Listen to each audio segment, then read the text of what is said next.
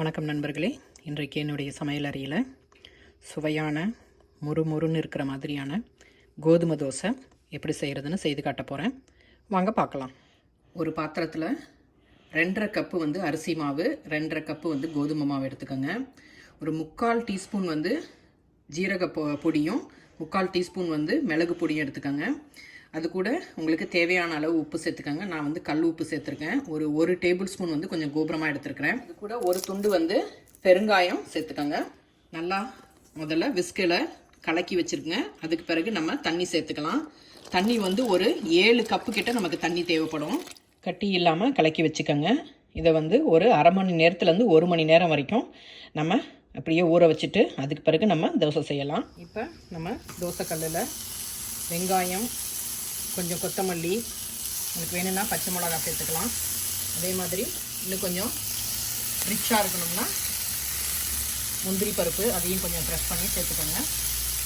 ரவா தோசை ஊற்றுற மாதிரி நம்ம ஊற்றணும், தேய்க்கக்கூடாது ரெகுலர் தோசை மாதிரி.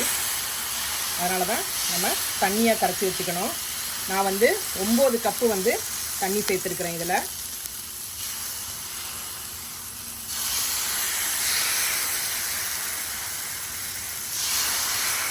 ஆயில் சேர்த்துக்கோங்க.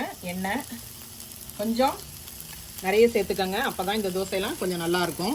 அதுக்கு பிறகு எக்ஸசைஸ் பண்ணி அதெல்லாம் ஒரு சைடு வெந்த பிறகு இதை நம்ம திருப்பி விட்டுக்கலாம்.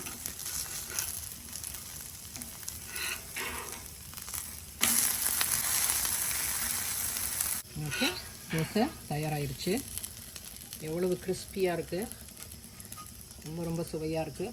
நான் ஊருக்கு வந்திருந்தப்போ எங்கள் அண்ணா சொல்லிகிட்டு இருந்தான், எங்கள் அப்பா ஏதோ ரவா தோசை ஊற்றுனாங்க, ரொம்ப சூப்பராக இருந்தது, நிறைய சாப்பிட்டுட்டு இருந்தேன் அப்படின்னு. சரின்னு எங்கள் அப்பாவை நான் செய்ய சொன்னேன். எங்கள் அப்பா கோதுமை மாவு எடுத்து கலக்கிட்டு இருந்தார். என்னடா அது ரவா தோசைன்னு சொன்னால் கோதுமை மாவு கலக்கிட்டு இருக்காரே அப்படின்னு எனக்கு கொஞ்சம் ஒரு மாதிரி அப்செட்டாக இருந்தது. ஆனால் எங்கள் அப்பா சொன்னார், நான் செஞ்சு தரேன், அதுக்கு பிறகு நீ சாப்பிட்டுட்டு சொல்லு அப்படின்னாரு. அதுக்கு பிறகு செஞ்சு கொடுத்தாரு. அவ்வளோ அருமையாக இருந்தது. அதனால தான் அந்த ரெசிபியை நான் திரும்ப எங்கள் வீட்டில் செய்கிறேன். உங்களுக்கும் இந்த தோசை ரொம்ப பிடிக்கும்னு நினைக்கிறேன். இந்த ரெசிபி உங்களுக்கு பிடிச்சிருந்ததுன்னா லைக் பண்ணுங்கள், ஷேர் பண்ணுங்கள், சப்ஸ்கிரைப் பண்ணுங்கள். என்ஜாய். தேங்க்ஸ் ஃபார் வாட்சிங். ரொம்ப சுவையான கோதுமை தோசை தயாராகிருச்சு.